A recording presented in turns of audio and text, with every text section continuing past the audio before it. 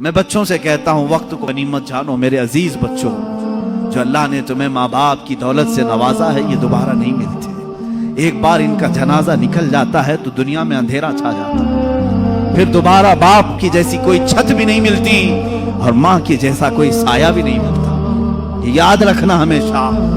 ایک نوجوان کو میں نے دیکھا تھا، وہ بڑا عیاش طبیعت کا تھا، ماں بیوہ ہے، بہت پہلے ہی شوہر کا انتقال ہو گیا تھا، بچہ صرف 4 سال کا تھا یا چھوٹا سا تھا۔ جب سے وہ گھروں کے کام کر کر کے اپنے بچے کو پالتی تھی، جوان ہوا تو اوباشوں کی صحبت میں لگ گیا، بدماشوں کی صحبت میں آ گیا۔ ماں کو اب اس سے بڑا دھچکا اور کیا لگے۔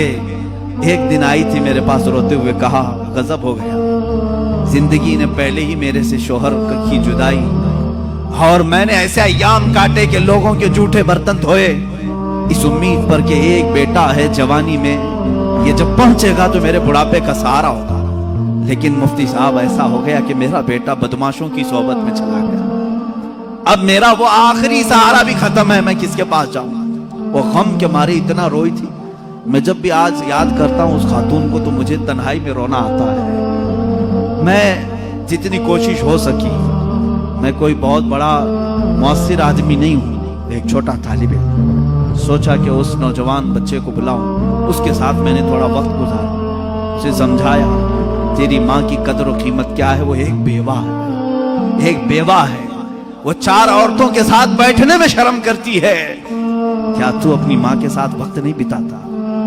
دنیا میں تیرے دوست ہوں گے، تجھے دوست چھوڑ کر کے جائیں تو تجھے کتنی تکلیف ہوتی ہے۔ تو سوچ اپنی ماں کو، اس کے تو کوئی دوست نہیں، اور اس کا بیٹا بھی اس کو رات اکیلا چھوڑ کر جاتا ہے۔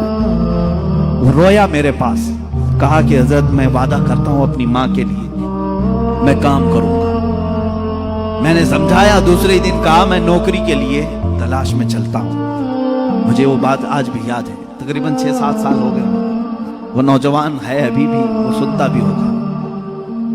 اس نے کہا اماں سے میں کہتا ہوں میں نوکری کرتا ہوں۔ ماں اس دن بڑی خوش ہوئی، کہا حضرت آپ نے میرے بچے کو سیدھے راستے پر لانے میں بڑی میری مدد کی ہے، بس زندگی کی ایک ہی خواہش رہ گئی ہے کہ میں اپنے بیٹے کی کمائی کھا لوں، میرا بیٹا کما کر کے لایا ہو میں وہ کھا لوں۔ زندگی پر لوگوں کے جھوٹے برتن دھو دھو کر کے بچے کو پالا ہے، ایک بار میرا بیٹا کھلائے مجھے۔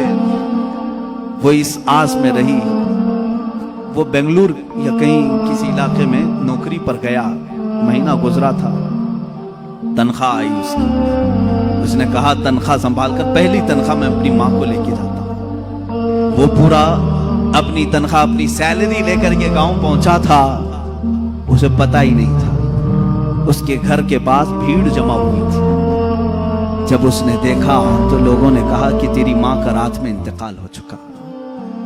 اس نے وہ پیسوں کا لفافہ اپنی ماں کے قدموں میں رکھا، آج تک جب کبھی وہ ملتا ہے تو پھوٹ کر روتا ہے، کہتا ہے میری ماں اسی آس میں دنیا سے چلی گئی کہ بیٹے کی ایک کمائی کھا لوں، لیکن مجھ سے زیادہ بدنصیب کون ہے اس دنیا میں جو ماں کے کمائے ہوئے جھوٹے برتن کو دھوئے ہوئے کمائی تو کھا لیا، اپنے ہاتھوں کا ایک لقمہ میں اپنی بیوہ ماں کو کھلا نہیں سکا۔ اے نوجوانوں، کیا اسی کا نام زندگی ہے؟ کیا اسی کا نام ایمان ہے؟ تمہارے اخلاق تو وہ ہونے چاہیے کہ تم باہر جاؤ تو تمہارے ماں باپ تمہارے اخلاق پر فخر کریں، تمہاری ایک ایک کمائی کے لیے وہ آج بھی انتظار میں۔ ایک بات یاد رکھنا، ماں باپ لالچی نہیں ہیں تمہارے، لیکن صرف ان کی خواہش یہ ہوتی ہے کہ بیٹا اپنے پیروں پر کھڑا ہو جائے۔ جب مرغی اپنے چوزوں کو خود کھاتے ہوئے دیکھتی ہے تو خوش ہو جاتی ہے، پہلے چونچ سے دانے توڑ توڑ کے کھلاتی رہتی ہے، لیکن جب بچے کھانے کے لائق ہو جاتے ہیں تو خوش ہوتی ہے۔ کیا تمہارے ماں باپ کو اتنی بھی خوشی نہیں دینا چاہتے ہو؟ آج اتنا بھی انہیں سکون نہیں دینا چاہتے؟ جنہوں نے ماں باپ کے ساتھ بدتمیزیاں کی ہیں انہوں نے دنیا میں اپنی جہنم خریدی۔ اللہ کے نبی صلی اللہ تعالیٰ علیہ وسلم سے کسی نے پوچھا ماں باپ کیا ہیں؟ حضور نے فرمایا وہ تیری جنت بھی ہے تیری دوزخ بھی ہے، وہ تیری جنت بھی ہے تیری دوزخ بھی ہے۔ جس نے ماں باپ کے ساتھ برا سلوک کیا اس نے دنیا میں دوزخ خرید لی ہے۔ اللہ کے نبی صلی اللہ علیہ وسلم نے یہاں تک فرمایا میں تو چاہتا ہوں کہ جس گھر میں والدین کا نافرمان ہو اس کے گھر کو آگ لگا دوں، دنیا میں آگ لگا دوں۔ یہ بات یہاں سے نکلی تھی کہ تم امت مصطفیٰ ہو، میرے اخلاق، میرے آقا کے اخلاق تو یہ تھے، عام خاتون جو دنیا کی ہے، مدینے کی گلیوں میں بوڑھی عورت ہے، پھٹے کپڑے ہیں، الجھے بال ہیں، اس کی بات سننے کے لیے پورے کائنات کا آقا کھڑا ہو سکتا ہے تو ہے میرے عزیز، تم اپنی ماں کے لیے تھوڑا سا وقت نہیں نکال سکتے؟ اپنی ماں کے پاس وقت گزارو۔ میں سمجھتا ہوں دنیا کا عظیم وقت ہے، دنیا کا عظیم وقت ہے۔ میں بھی آج اپنی ڈائری میں نے لکھا ہے، میں نے بہت ساری جگہوں پر تعلیم حاصل کی ہے، مدرسوں میں پڑھا ہوں، حفظ قرآن ہوا ہے، عالم پڑھے ہیں یا مفتی کورس کیے ہیں، جہاں جہاں وقت گزارے ہیں، لیکن میں نے محسوس کیا ہے میری زندگی کا سب سے قیمتی وقت وہ ہے جب میرے باپ بیمار تھے اور میں ان کے قدموں میں بیٹھا رہا، ان کی آخری نصیحتیں سن رہا ہوں۔ اس سے بہتر وقت ہماری زندگی میں نہیں آیا۔ ایک میرے استاذ گرامی، مرشد گرامی کے پاس گزارا ہوا وقت، وہ میری زندگی کا لب لباب ہے، حاصل کلام ہے۔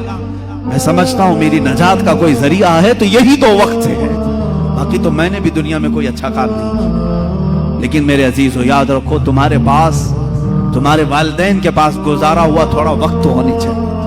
خوش کرو ان اولاد، ان والدین کو، اور یہ بھی یاد رکھنا آج وہ تمہارے والدین ہیں، کل تم کسی اور کے والدین بننے والے، کل تم بھی باپ بنو گے، تمہارے سامنے بھی تمہارے بچے آئیں گے اور تم اس وقت درد کی سسکیاں لیتے رہو گے۔